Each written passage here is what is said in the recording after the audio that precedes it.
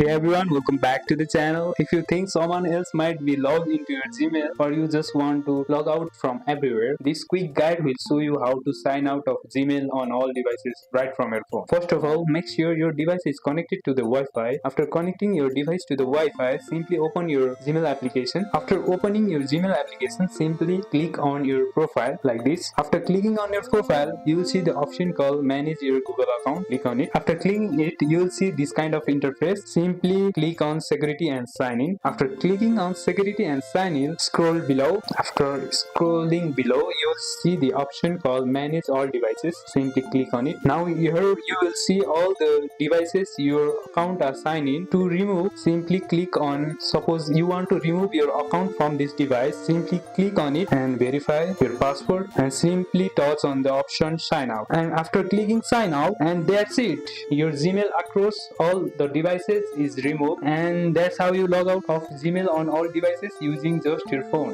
If you found this helpful, hit that like, subscribe, and I'll see you in the next one.